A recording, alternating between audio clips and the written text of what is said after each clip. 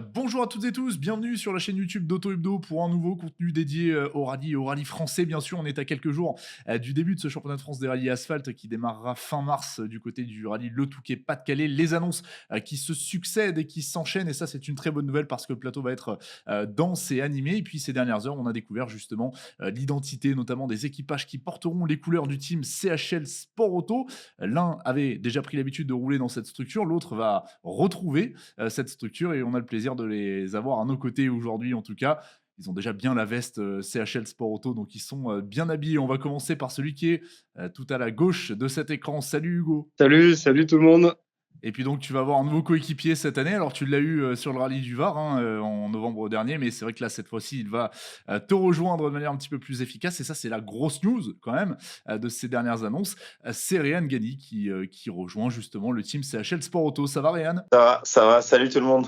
Bon, bah, en tout cas, moi, je suis très content de vous avoir tous les 2, d'avoir pu vous réunir dans cette, petite, visio. On va pouvoir, discuter justement de cette préparation de la saison 2026, de ces, nouveaux projets. Je vais commencer, avec toi, Hugo, nouveau, coéquipier, je le disais, avec, donc, effectivement, voiture équivalente, la Hyundai i20, Rally 2. Donc ça va amener une nouvelle Hyundai sous la structure CHL Sport Auto. Ces dernières années, bah, tu roulais avec la Hyundai. Il y avait Eric Camilli, notamment, qui était chez de ces compétitions. Donc c'était peut-être compliqué, parfois, de partager des données.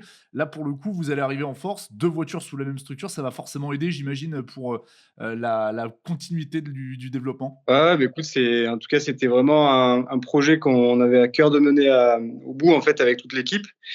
Parce que voilà, c'est clair, comme tu dis, certes, on avait Eric l'année dernière avec une autre Hyundai, mais voilà, quand on n'est pas dans le même team, c'est difficile de croiser vraiment les infos et de se comparer en essai pendant les courses et de se tirer, en fait, vers le haut. Donc là, c'était vraiment, vraiment indispensable pour nous de pouvoir aligner deux voitures.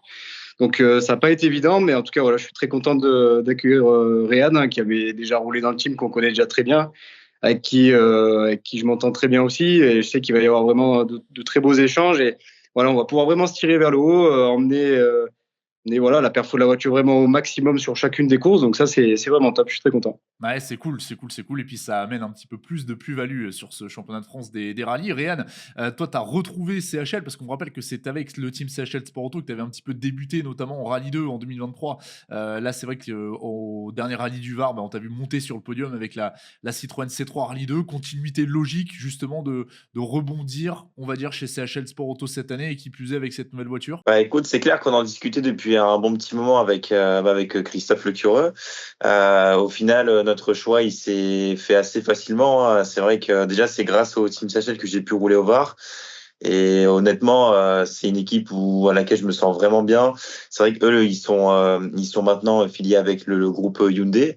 Donc forcément, le choix de voiture, c'est directement lié. Et au final, je pense que faire un programme comme celui-là, déjà démarrer la saison, et puis voir comment ça peut se passer au fur et à mesure, ça va être un peu notre cas parce pour l'instant, on n'a pas réussi à boucler les budgets à 100% non plus.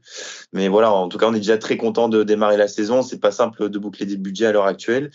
Et en tout cas, avec le team CHL et puis Hugo en tant que coéquipier qui connaît très bien la voiture, je pense que on pourra tous s'aider et nous tirer vers le haut. Ah oui, on sait hein, que c'est pas forcément évident de trouver les ressources pour pouvoir rouler. On espère en tout cas vous avoir tous sur la totalité de la saison, bien entendu. Et puis on va pas oublier non plus une autre Hyundai, hein, celle de Lucas Darmezan. On l'avait reçue la semaine dernière.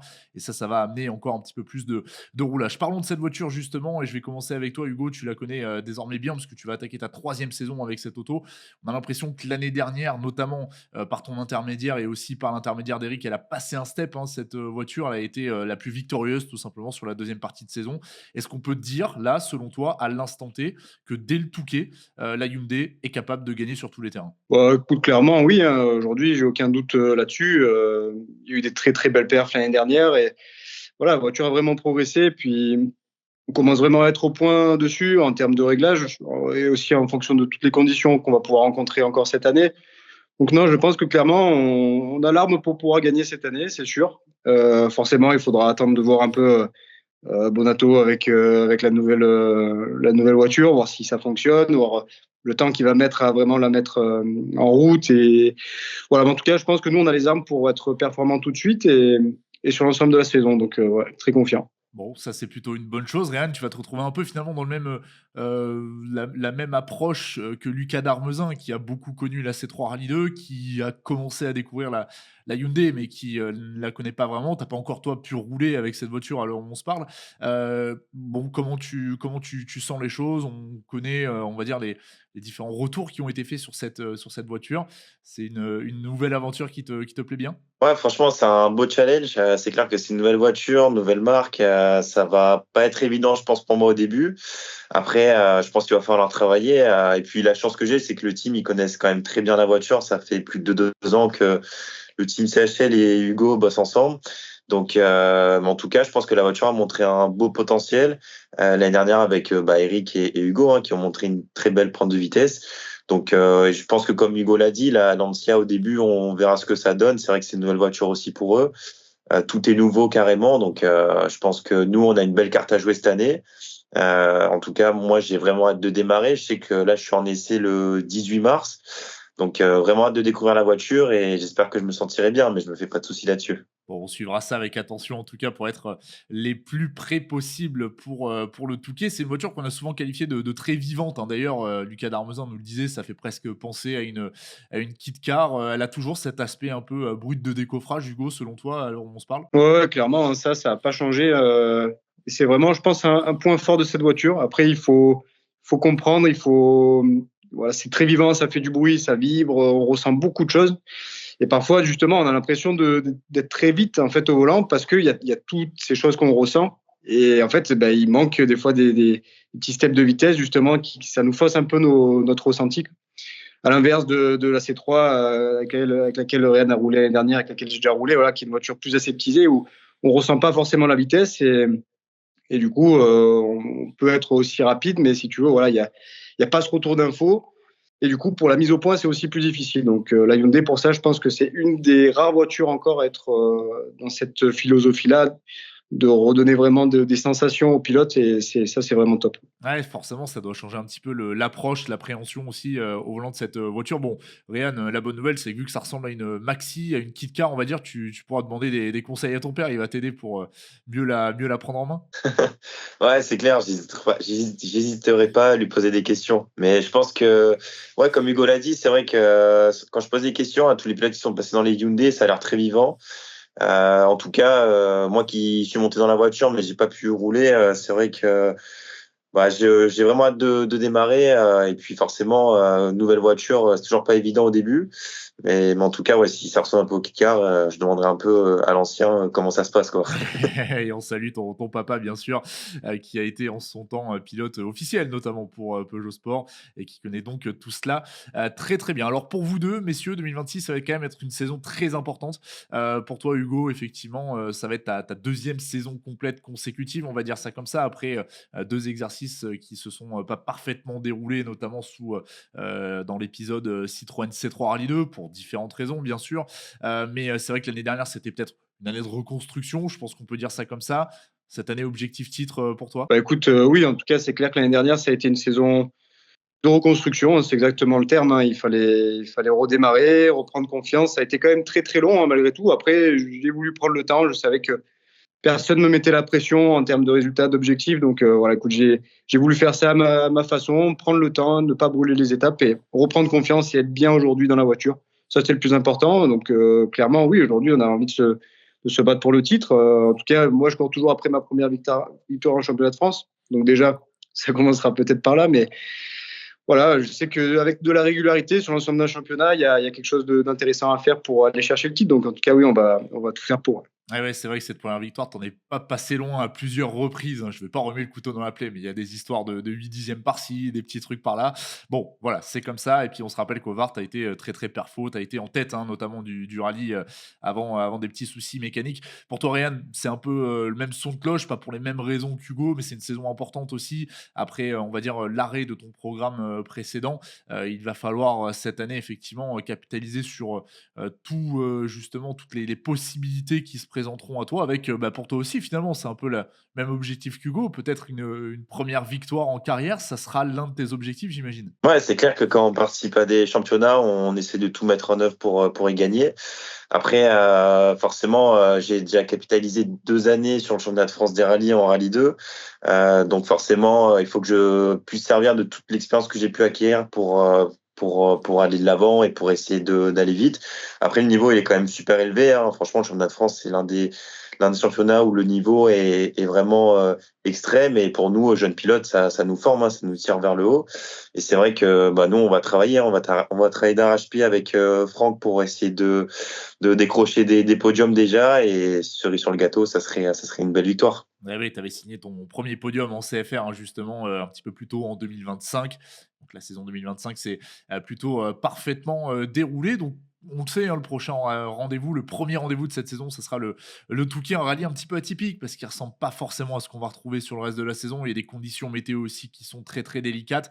Hugo, c'est un rallye que tu apprécies toi, ce rallye du Touquet? Écoute, oui, globalement, c'est un rallye que j'aime bien. En fait, c'est des routes que tu retrouves par ailleurs, donc c'est sympa de rouler là-bas.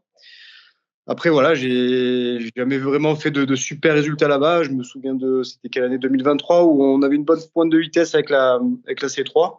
Il y a eu des petits soucis de frein, donc du coup, on loupe, je crois, le bon résultat de pas grand-chose. Mais voilà, en tout cas, c'est vraiment des rallyes où il faut être quand même bien en confiance dans sa voiture, avoir des réglages qui te permettent d'aller chercher le grip, hein. C'est surtout là-bas, voilà, au point important, en fait, à prioriser si tu veux vraiment trouver le grip là-bas sur les freinages, sur la motricité aussi. Et à partir de là, une fois que tu es bien dans ta voiture, c'est des routes très rapides, donc il faut avoir quand même un sacré cœur. Ouais, c'est clair, c'est clair. Et puis des fois, c'est mouillé, des fois c'est boueux, mais parfois c'est sec. Et c'est vrai qu'il y a souvent une petite pellicule de sable, on va dire, hein, qui peut venir aussi se mettre sur la route, ce qui change le grip, hein. C'est forcément pas évident. Et on sait que le Touquet est assez spécifique pour ça. Ryan, t'as pas vécu que des très très bons souvenirs au Touquet, évidemment, hein. On se souvient d'une grosse sortie de route dont tu avais été victime justement en 208 Rallye 4 par le passé. Néanmoins, c'est un rendez-vous que tu apprécies, toi? Ouais, franchement, le Touquet, c'est un rallye que j'apprécie bien. Après, c'est l'ouverture du championnat de France. Je pense qu'il faut déjà passer ce rallye. Forcément, c'est pas celui où je me sens le mieux sur tous les rallyes de la saison. Mais voilà, je pense qu'il faut le passer. Comme disait Hugo, c'est pas simple de trouver le grip là-bas. Faut avoir une voiture assez homogène, je pense. Mais après, je pense que voilà, là-bas, comme tu l'as dit, hein, soit il fait beau, soit c'est un chantier complet. Donc, il va falloir s'adapter aux conditions et on fera du maximum. Bon, les gars, vous allez vous retrouver, vous le savez, un coéquipier, mais aussi concurrent. Donc, on a envie déjà de savoir un petit peu, de prendre la température au sein de la structure. Alors, Hugo, quel est le meilleur, pire conseil que tu puisses donner à Réan? Quel est le meilleur, le faux meilleur conseil que tu puisses lui donner avant ce début de saison? Bah, écoute, donne le meilleur de toi-même. À partir du moment où tu restes derrière moi, c'est OK, il y a pas de problème. Et toi, Réan, si tu as une question à poser à Hugo pour essayer de performer en espérant qu'il ne fasse pas trop voilà, qu'il te donne les bonnes informations et qu'il joue le jeu. Écoute, j'espère que qu'il partagera les bonnes infos et qui va savoir partager les bonnes infos quoi, en échange. Bon, OK, après pour ça, je vous laisse, gérer ça entre vous, hein, ça se monnaiera peut-être, voilà, je veux pas me mêler de tout ça. Le team CHL Sport Auto, structure sur laquelle vous allez évoluer et a retrouvé, on va dire, son plein niveau, notamment par votre intermédiaire, hein, messieurs, l'année dernière, avec un titre de champion de France des rallyes team retrouvé. Ça aussi, ça fait plaisir évidemment à la famille Lecureux, que l'on salue, j'imagine. Mais, pour vous aussi, Hugo, sous la structure, l'année dernière, ça a été, positif, ça a tiré tout ça vers le haut selon toi? Bah, écoute, oui, ça a fait du bien, hein. C'est sûr que voilà, la saison 2024, elle était quand même très difficile, hein, sur tous les points pour l'équipe et l'ensemble de l'équipe. Toutes les personnes qui travaillent dedans, ça a été vraiment une saison dure, clairement. Donc, malgré tout, l'année dernière, ça a fait du bien à tout le monde. Voilà, il n'y a pas eu des résultats extraordinaires, si tu veux, mais il y a eu une progression, en tout cas de notre côté, toute l'année. Il y a eu Raph qui a fait des choses incroyables aussi de son côté. Donc voilà, ça a créé quand même quelque chose de très positif et je pense que c'est aussi ça qui a fait que pendant l'hiver, il y a eu autant de travail de fourni pour que justement il y ait cette belle structure qui revienne aux avant-postes et et on va dire le CHL un peu de l'époque, tu vois, avec 2 voitures de pointe, des voitures aussi à côté qui vont nous rejoindre pendant la saison. Raph avec l'Alpine encore qui sera présent aussi. Donc voilà, vraiment, ça va être, je pense, une super saison. En tout cas, on va tout faire pour. Et ça va être encore des super moments à partager avec tous ces gars. Ouais. Ouais, ça va être chouette, effectivement. Il y aura une belle émulation. Ça aussi, Rennes, ça te motive, j'imagine, de rejoindre justement une équipe qui retrouve son meilleur niveau en tant que team. Ouais, c'est clair qu'ils ont prouvé tellement de belles choses sur le championnat de France de rallye que les rejoindre, bah, tu rejoins une équipe qui a quand même beaucoup d'expérience et notamment moi sur le choix de voiture, ils connaissent quand même très bien la voiture. Et comme Hugo l'a dit, il y a souvent de très bons pilotes qui nous rejoignent aussi, de très belles voitures au cours de l'année. Et donc forcément, ça peut que rajouter du plus pour tout le monde. L'ambiance, elle est vraiment humainement parlant, il y a vraiment rien à dire de ce côté-là. Je me sens vraiment comme chez moi.